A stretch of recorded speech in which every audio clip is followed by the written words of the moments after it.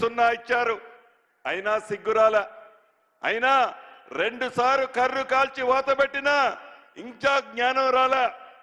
ఊహల్లో తేలుతూ మళ్ళీ మేమే ప్రభుత్వం వస్తుందని పగటి కలలు కంటూ కాలయాపన చేస్తూ ప్రజలను మభ్యపెడుతూ ఆనాటి ప్రతిపక్షం ఈనాటి ప్రతిపక్షం ఎలా నడుస్తుందో మనం చూస్తున్నాం. ప్రతిపక్షం అంటే ప్రతిపక్ష నాయకుడు అంటే అసెంబ్లీకి రావాలి. అపారమైన అనుభవం ఉందని చెప్తున్నాడు ఆ పెద్ద మనిషి. 80,000 పుస్తకాలు చదివానని చెప్తుంటాడు ఆ పెద్ద మనిషి. ఏ రోజైనా అసెంబ్లీకి వచ్చి ఇలా చేద్దాం అలా చేద్దామని ఏ రోజు సూచనలు ఇవ్వాలా? ఎక్కడైతే విధ్వంసం జరుగుద్దో, ఎక్కడైతే ప్రమాదం జరుగుద్దో, ఎక్కడైతే ఇబ్బంది జరుగుద్దో అక్కడికి పోయి డాన్స్ చేస్తుంటారు ఆనందంతో. అంటే వారి ఆలోచన ప్రజలు చల్లగా ఉండాలన్నది కాదు. ఇందిరమ్మ ఆలోచన, ఇందిరమ్మ ప్రభుత్వం యొక్క ఆలోచన ప్రజల కోసం తాపత్రయపడుతుందన్నది వాళ్ళు మర్చిపోయి దొర పోకడతో, దొర ఆలోచనతో, దొర అహంకారంతో ఎలా నడుస్తున్నారో మనకు తెలియంది కాదు. ఉదాహరణకి అభివృద్ధి మేం చేశామా అంటున్నారు.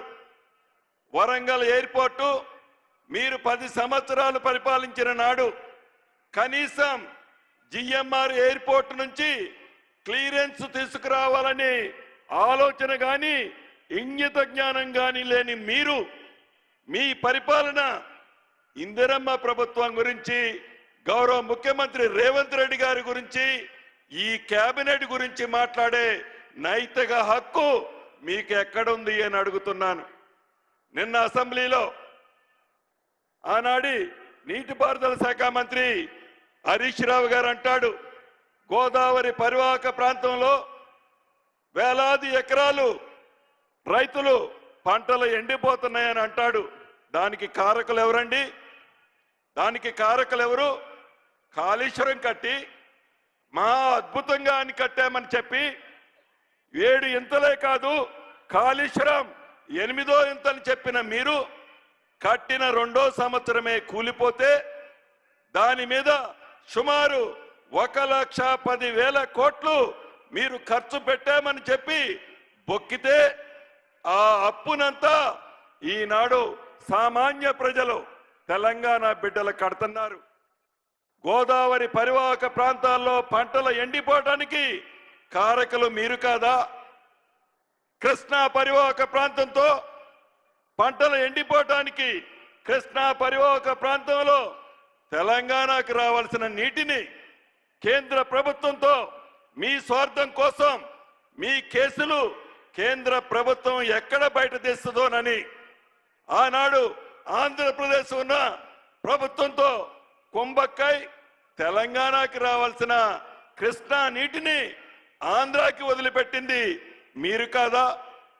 అటు గోదావరి కానీ అటు కృష్ణా కానీ ఈనాడు తెలంగాణ రైతుల పంటలు ఎండుతున్నాయంటే దానికి కారకులు ఇందిరమ్మ ప్రభుత్వం కాదు, దానికి కారకులు మీరు ముమ్మాటికి. చివరగా ఒకటే, అది ఇళ్ల విషయంలో కానీ భూభారతి అంటే ధరణిని బంగాళాఖాతంలో వేసి భూభారతిని తీసుకొచ్చి రాష్ట్రంలో ఎవరైతే భూములున్న ఆసాములకి భరోసా ఇచ్చే భూభారత విషయంలో కానీ ఆర్థిక పరంగా రాష్ట్రాన్ని చిన్న భిన్నం చేసి ఆ చిన్న భిన్నం చేసిన రాష్ట్రాన్ని గౌరవ ముఖ్యమంత్రి రేవంత్ రెడ్డి గారి నాయకత్వంలోని మన ఇందిరమ్మ ప్రభుత్వం గాడిలో పెట్టడానికి కొద్ది సమయం పట్టింది.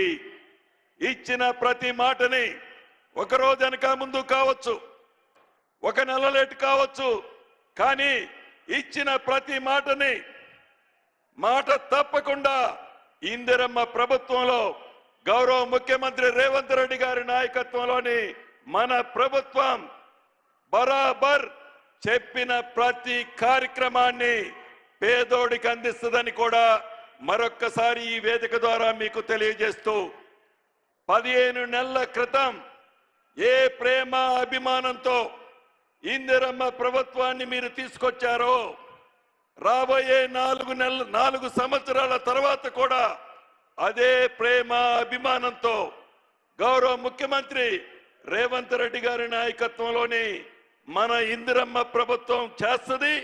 తర్వాత 5 సంవత్సరాల్లో కూడా మన ఇందిరమ్మ ప్రభుత్వమే పేదోడు కష్టాలు నెరవేర్చది అని మనస్ఫూర్తిగా ఈ వేదిక మీద నుంచి మీ అందరికీ తెలుపుతూ మరొక్కసారి వేలాదిగా తరలి వచ్చిన మీ అందరికీ కుటుంబ సభ్యులందరికీ అభినందనలు కృతజ్ఞతలు తెలుపుతూ సెలవు తీసుకుంటున్నాను. థ్యాంక్ యూ అన్న. Thank you sir. గౌరవ మంత్రివర్యులకి ధన్యవాదాలు తెలియజేస్తూ ఇక ఆయన స్వరం ఎత్తితే ఆ స్వరానికి ఒక దేశపు జెండాకుండే అభిమానం ఉంటుంది. ఆయన మాట తుపాకీ తూటా కన్నా శక్తివంతమైనది. లక్ష్య సాధన